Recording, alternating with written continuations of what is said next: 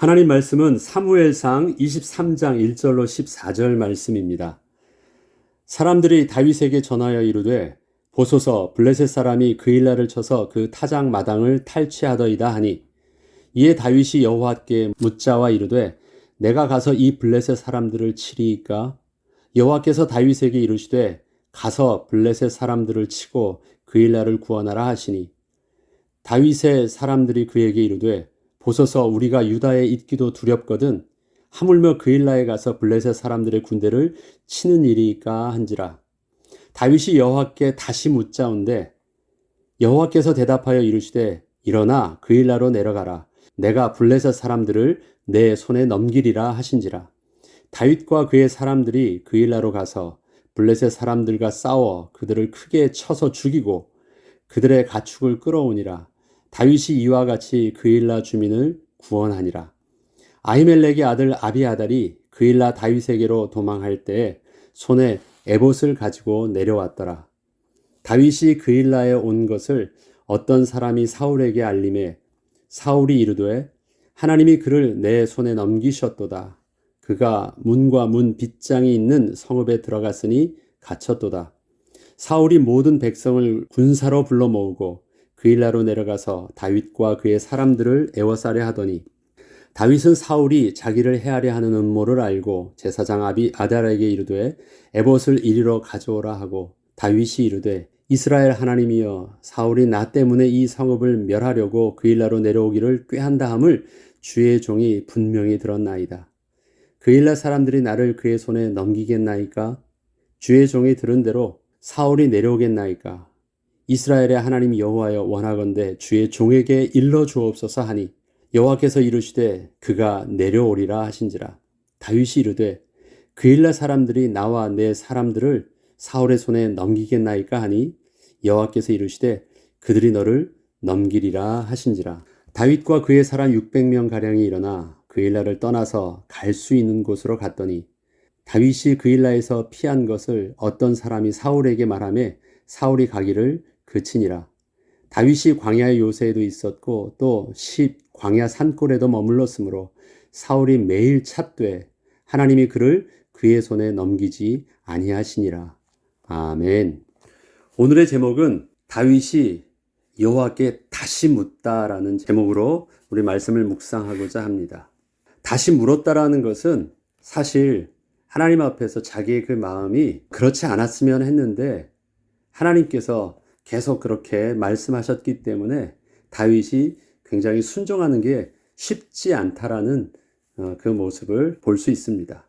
다윗이 높 지역 주민들과 제사장들이 사울왕에 의하여 죽임당함을 들었을 때 그것은 다윗에게 너무도 큰 충격이었습니다.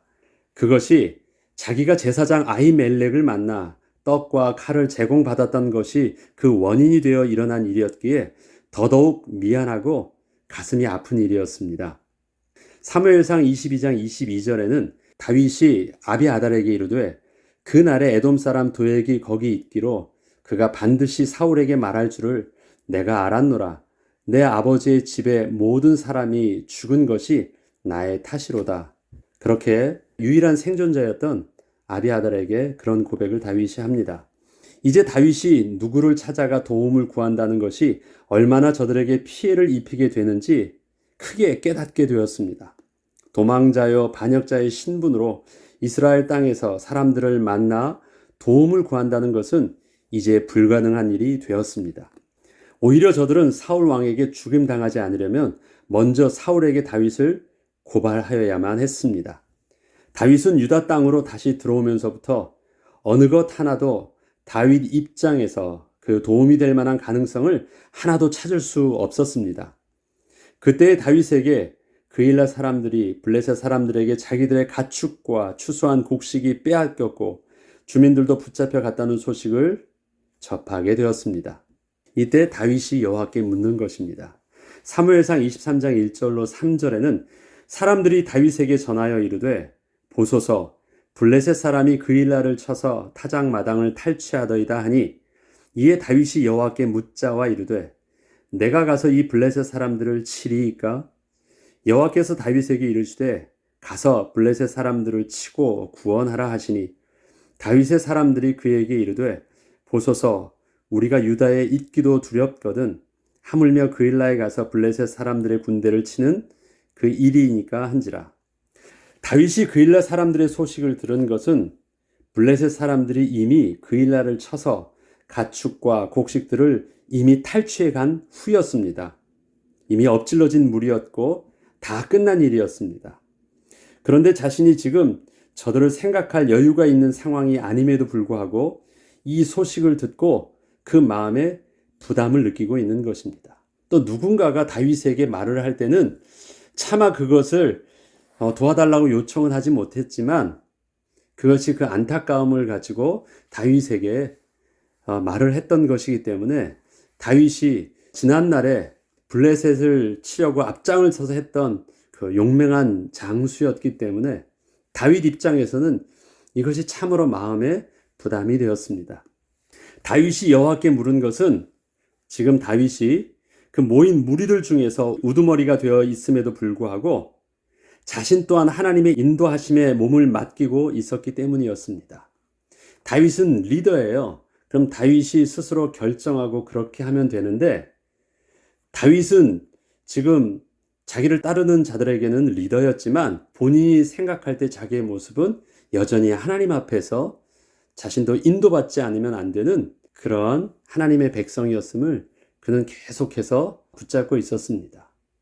다윗이 일평생 하나님 앞에 왕의 직분을 감당할 때 이런 두 가지 정체성, 백성들에게는 대표되는 왕이지만 하나님의 백성으로서 하나님 앞에서는 여전히 하나님의 도우심과 인도하심을 받아야만 하는 그 연약한 하나님의 백성이 자기 신분의 그 정체성을 늘 잊지 않고 있었습니다.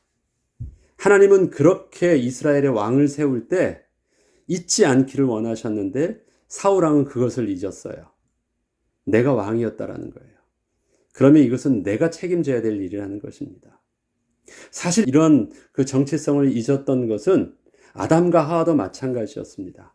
하나님께서 아담과 하와를 세우실 때 너희는 하나님의 말씀에 순종하는 자로서의 정체성을 분명히 제일 처음으로 말씀하셨고 그렇지만 그들에게 주셨던 축복은 생육하고 번성하고 땅에 충만하고 땅을 정복하라는 왕의 권세를 저들에게 주셨습니다. 저들은 그 왕의 권세를 누리지만 여전히 하나님 앞에서는 하나님 말씀에 온전히 순종해야 되는 그 피조물이요 하나님의 백성의 정체성을 잊어서는 안 됐는데 사단이 하와를 통해서 꿰었을 때 그의 모습이 나도 하나님처럼 될 수 있는 것처럼 모든 것을 다스릴 수 있는 그 권위를 스스로 착각하고 자기를 잃어버려서 하나님과 대등한 그 왕적 권위에 서려고 하다가 저들이 실패한 가장 중요한 원인이 된 것입니다. 다윗이 지금 하나님의 뜻에 묻고 있습니다. 리더였지만 자기는 여전히 하나님 앞에서 리더의 위치를 내려놓고 있는 것입니다. 사실 그일라에 대한 관심은 사울이 가지고 있어야 했고 사울이 왕으로서 그일라를 책임져야 했는데 사울은 다윗을 잡는 데에만 혈안이 되어 있어서 그일라는 어느 누구의 도움을 받을 수 있는 상황이 아니었습니다. 내가 가서 이 블레셋 사람들을 치리이까? 다윗의 이러한 질문에 하나님께서는 즉시로 그래 가서 블레셋 사람들을 치고 네가 구원하라 말씀하십니다. 어느 면으로는 질문은 했지만 그런 답을 원하는 것은 아니었을 것입니다. 근데 하나님은 마땅하게 그렇게 그래 네가 하라는 거야. 참 당황스러운 말이었을 거예요. 다윗 입장에서는. 하나님께 질문하면 가야 됩니까 하면 그래 들어가. 블레셋을 칠까? 그래 네가 해. 도대체 어떻게 질문을 해야 될지를 모르는 것이 다윗의 참 입장이라 생각이 듭니다. 다윗이 하나님께 질문할 때마다 하나님의 뜻은 인간적으로 보면 자신의 상황을 전혀 고려하지 않으시고 말씀하시는 것 같았습니다. 다윗의 기도는 지금 이 상황에서 이러한 도우심이 필요합니다라는 그 요청의 기도가 아니었습니다. 지금 이 상황에서 하나님께서 원하시는 것은 무엇입니까를 묻는 것이 늘 다윗의 기도였습니다. 우리가 하나님께 기도한다고 할 때 우리는 어떻게 기도하고 있습니까? 하나님 앞에 애스크하고 있어요. 하나님, 이것만 있으면 이 문제가 해결되어질 것 같아요. 이것 주세요. 그러면 그것이 하나님께 도움을 구하고 있는 것처럼 보이지만 누가 플랜을 가지고 누가 주도하고 있어요. 내 계획 속에 하나님이 헬퍼로 나에게 필요하다라는 것이에요. 그런데 진정으로 하나님 앞에 뜻을 구하고 하나님의 도우심을 구할 때는 우리에겐 결론을 가지고 하나님께 나아가는 것이 아닙니다. 하나님 어떻게 해야 될까요? 인간적인 상황에서 보면 사람들이 누가 보더라도 이거는 이렇게 해야 될 것 같은데 그러한 결론을 가지고 지금 이러한 상황이 이러니까 하나님 도와주세요 하는 것이 아니라 어떻게 해야 될까요? 다윗이 늘 하나님께 기도에 응답받는 그 기도의 비밀이었습니다. 그 일날을 도우라는 하나님의 뜻에 대하여 다윗을 따르던 자들은 동일하게 이렇게 말을 합니다. 보소서 우리가 유다에 있기도 두렵거든 하물며 그 일날에 가서 블레셋 사람들의 군대를 치는 일이니까 한지라. 맞죠? 이렇게 다윗에게 자신들의 생각을 전하였습니다. 사실 이러한 마음은 다윗 또한 하나님께 드리고 싶은 말이기도 했습니다. 그런데 어떻게 하겠어요? 기도는 그렇게 할 수 없는 것이니까 하나님께 질문을 했는데 다윗이 자기와 함께한 자들이 그 일날을 돕는 것은 무모한 일이라 말을 하자 다윗은 저들의 의견을 들고 이제는 다시 나아가 하나님께 한 번 더 그 뜻을 구했습니다. 그러나 두 번째 주신 하나님의 뜻도 분명하게 그 일날에 가서 저들을 구원하라는 것이었습니다. 다윗은 하나님의 말씀에 그대로 순종했습니다. 하나님의 뜻에 대하여 자신의 생각을 가지고 더하거나 빼지 않고 온전히 순종하는 길을 선택한 것입니다.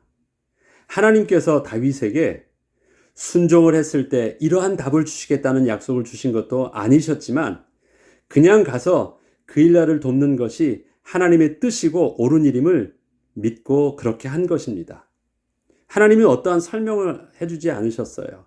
또 그렇게 하면 이렇게 해주시겠다는 하나님의 어떤 그 보상을 대가로 약속해 주신 것도 아닙니다. 그리고 다윗은 하나님의 뜻에 순종하여 그 일날을 다시 구원하였지만 자기와 함께 있던 자들의 염려대로 사울 왕이 다윗이 그 일날 지역에 온 것을 알게 되었고 다윗은 또다시 급하게 피하지 않으면 안 되는 상황을 맞게 되었습니다. 이거 염려했었잖아요. 분명히 그렇게 될 것이라고. 다윗도 그렇게 미련한 자가 아닙니다. 알아요. 그런데 하나님의 말씀대로 미련한 그 길을 순종함으로 선택했습니다. 그리고 그 일날을 구원했어요. 그리고 예상대로 그런 일들이 일어난 것입니다. 그래도 한 가지 기대해 볼 만한 것은 우리가 그 일날 사람들을 도왔으니 그 일날 사람들이 자신을 도와주지 않을까 하는 생각이 있었으나 그 일날에 대한 어떠한 기대도 하지 말고 저들을 떠나 도망하라는 것이 하나님의 분명한 뜻이었음을 또 맞닥뜨리게 되었습니다.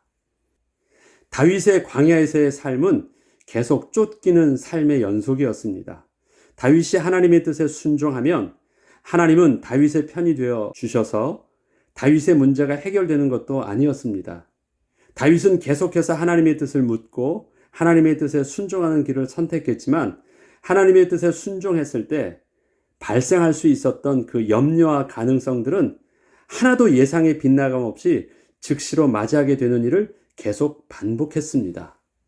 염려가 되었던 일들이 하나님의 뜻에 순종하여 나아가면 발생하지 않아야 되는 것이 하나님의 인도를 받는 이유일 것 같은데 오히려 누구든지 예상할 수 있는 그 일들이 여전히 순종함으로써 반복되고 있다면 다윗은 무리들의 지도자로서 어떻게 계속해서 리더십을 발휘할 수 있었을까요? 그렇지 않겠습니까? 우리가 간증이 되어진다면 상황은 이렇지만 인간적으로 볼 때는 이것이 어려울 수 있지만 우리가 믿음으로 하나님의 말씀에 순종해서 나아갔더니만 그것이 문제되지 않은 하나님의 기가 막힌 그 응답과 하나님의 인도하심의 길이 있었다. 그럼 이게 굉장히 멋진 드라마와 같은 하나님의 은혜에 대한 간증이 될 수 있을 것 같은데 다윗의 삶과 다윗의 리더십은 그렇지가 않았어요.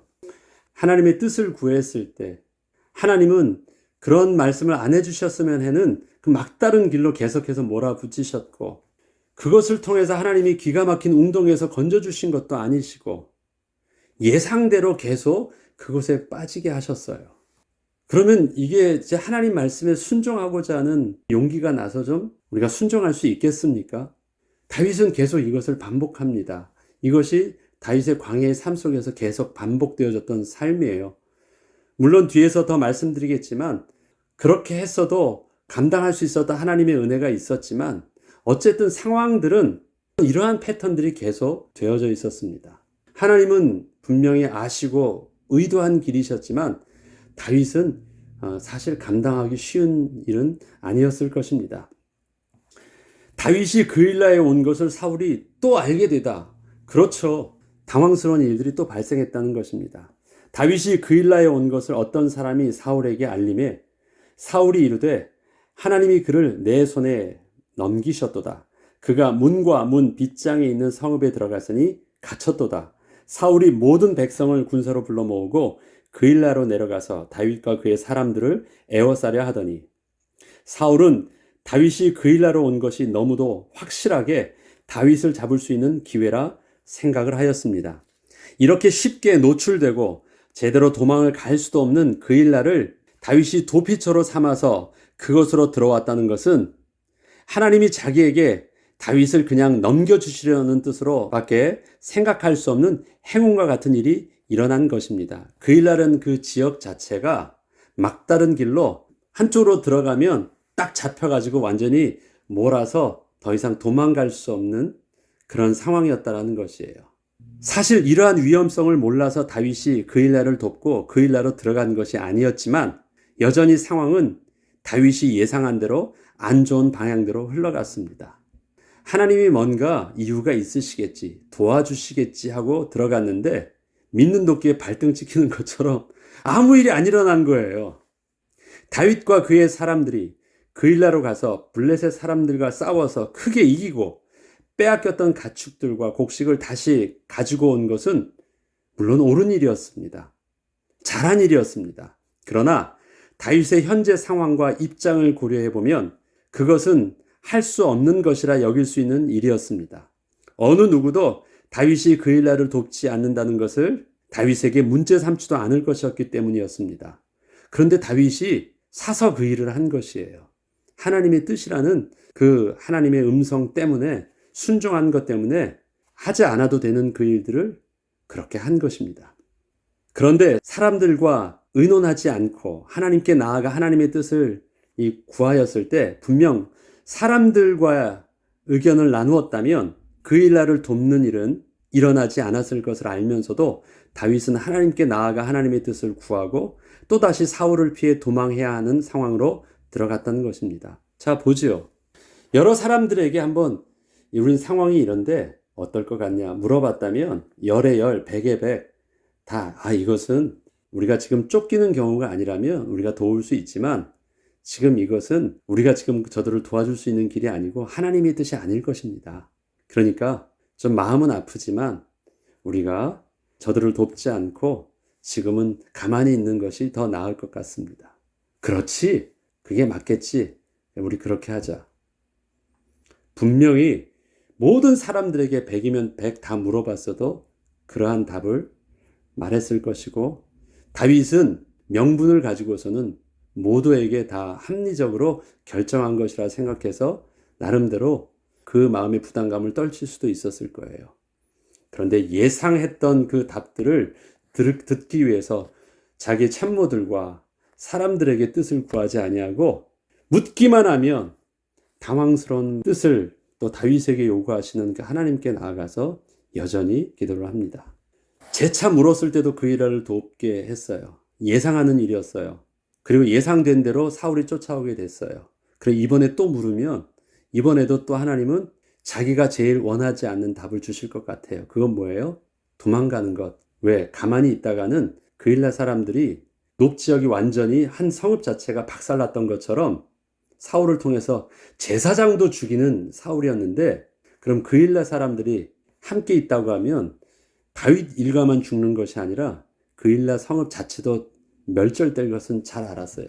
그래도 혹시 저들이 우리를 도와서 함께 좀 버텨볼 수 있지 않을까 생각하고 혹시 하나님께 물었는데 역시 하나님의 답은 떠나라는 것이었고 그들이 너희를 버릴 것이라 말하는 것이었습니다. 하나님께 질문을 했고 또다시 하나님께 그러한 답을 거뒀습니다. 그런데 그일라를 쳐서 갈 때는 그가 그냥 하나님께 기도했어요. 그런데 그일라를 떠나야 됩니까? 라고 물을 때는 좀 다윗이 특별한 행동을 하죠. 그 어떤 행동을 했습니까? 제사장 아비아달, 높 지역에서 유일하게 생존했던 제사장 아비아달에게 에봇을 가져오라고 한 것이에요. 그냥 하나님께 기도하면 됐는데 이제는 에봇을 가져오라고 한 것이에요. 그것은 좀 더 하나님 앞에 진지하게 한 걸음 더 나아가 하나님의 말씀의 권위 앞에 그가 더 섰다라는 것입니다.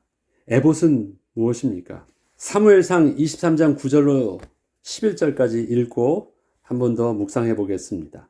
다윗은 사울이 자기를 해하려 하는 음모를 알고 제사장 아비아달에게 이르되 에봇을 이리로 가져오라 하고 다윗이 이르되 이스라엘 하나님 여호와여 사울이 나 때문에 이 성읍을 멸하려고 그일라로 내려오기를 꾀한다 함을 주의 종이 분명히 들었나이다.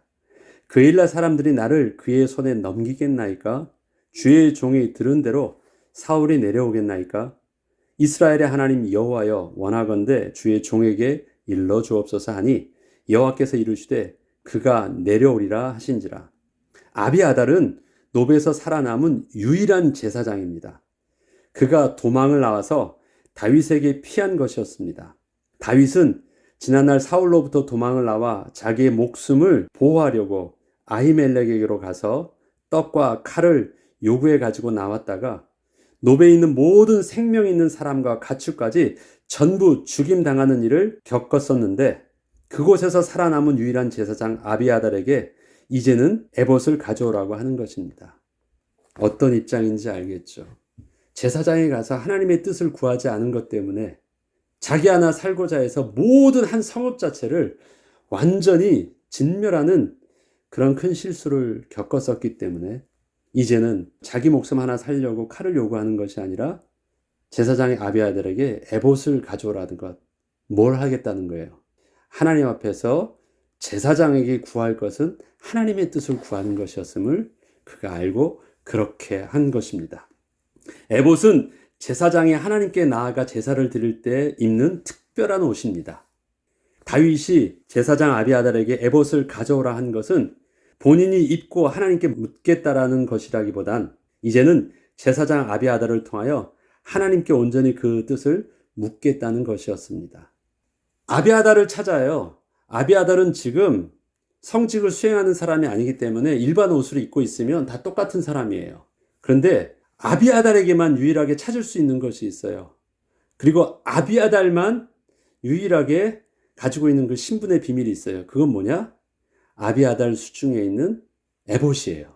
그러면 그 아비아달을 지금 뭘로 본 것이에요? 자기를 쫓아 도망 나온 한 사람의 도망자로 보고 있지 않고 일반 사람들과 똑같이 여기지 않고 그를 제사장이라는 그 직분의 권위를 인정하는 말입니다.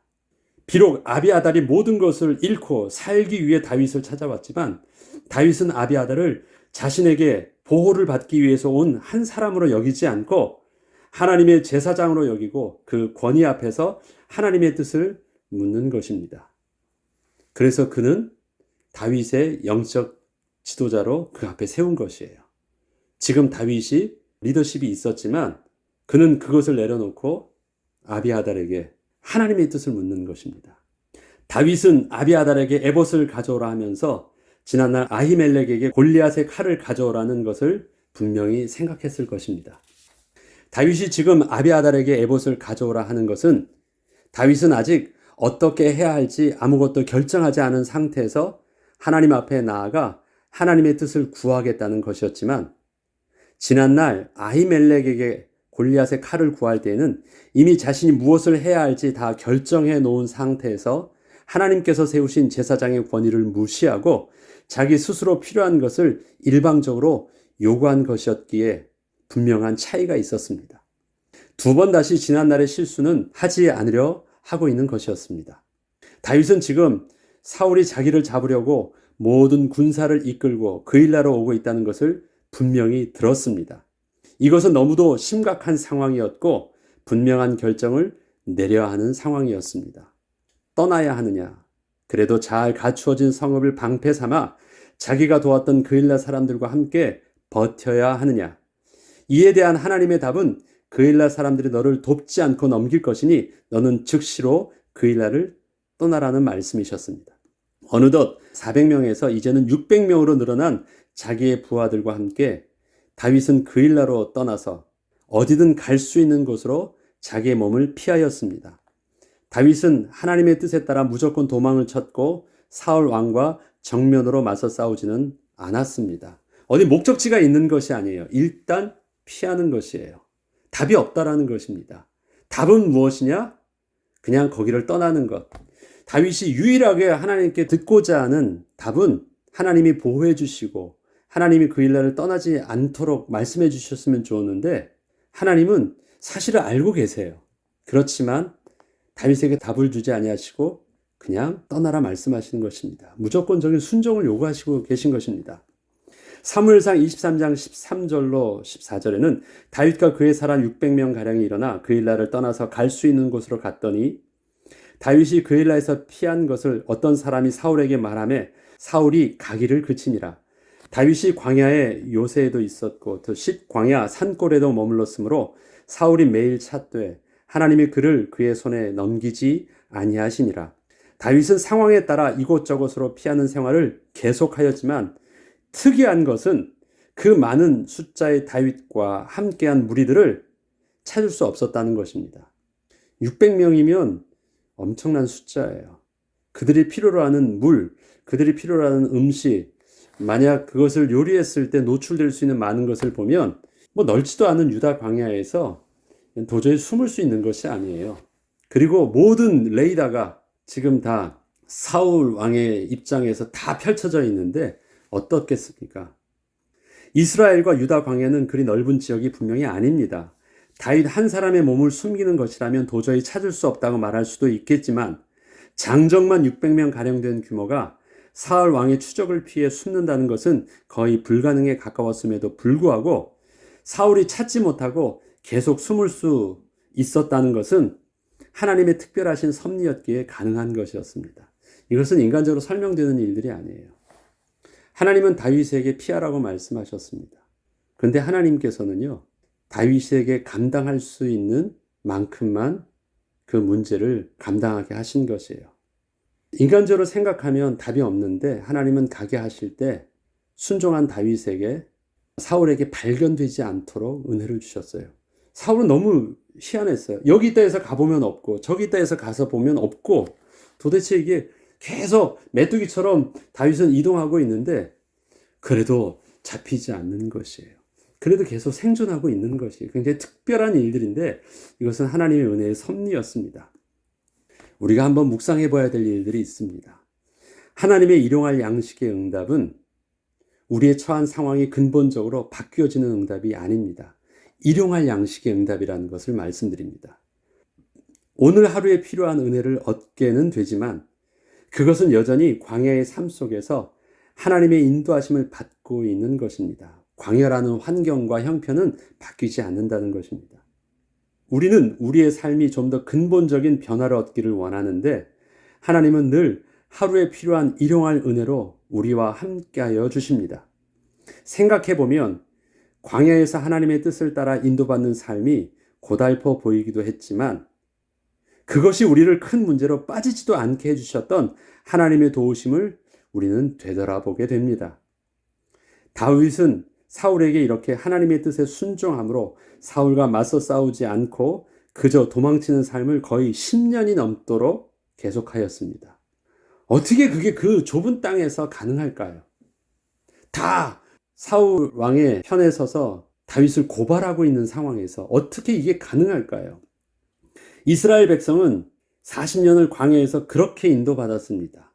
아무것도 없는 곳에서 어떻게 그게 가능했을까요? 비록 그 기간이 너무도 길게만 보였지만 중요한 것은 광야의 삶이 하나님 백성의 삶 자체는 아니라는 것입니다. 하나님이 우리를 하나님의 백성 삼아주시고 이 땅에서 오늘의 형편에 살게 하실 때 너 예수 믿는 사람은 그렇게 사는 것이야 라고 우리에게 말씀하시는 이 삶의 자체가 이게 다 전부는 아니라는 것입니다.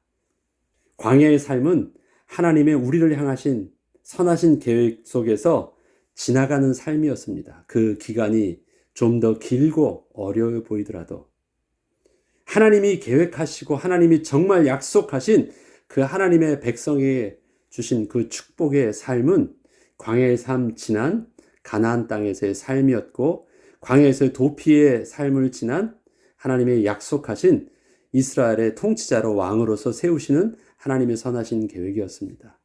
그 기간과 그 상황이 언제 어떻게 변화될지는 모르지만 하나님은 유익하게, 하나님은 하나님의 선하신 계획 가운데 인도받고 있습니다. 그러하기에 지금 광야 같은 우리의 삶 속에서도 우리가 하나님 앞에 기도해야 되는 것이 있습니다.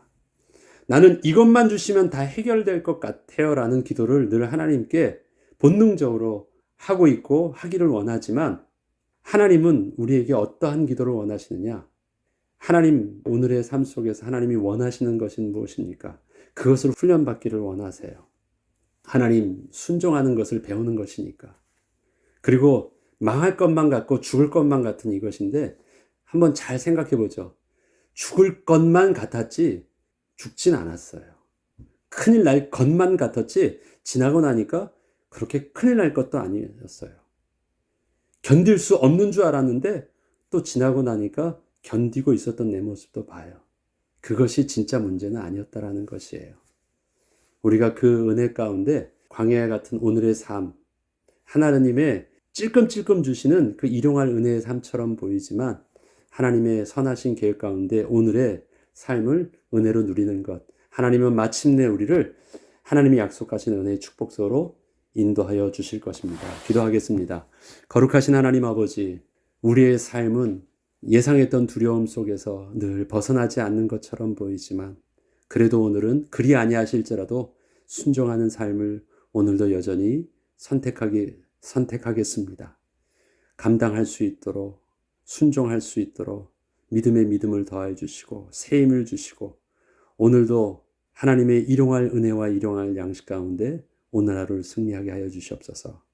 여전히 광야의 삶처럼 보이는 오늘의 삶 속에서 마침내 이루실 영원하신 하나님의 나라를 기대합니다. 그때는 하나님이 어떻게 역사하셨는지를 간증하며 증거할 수 있는 증인으로 온전히 서게 하여 주옵소서. 감사드리며 우리 주 예수 그리스도 이름으로 기도합니다. 아멘.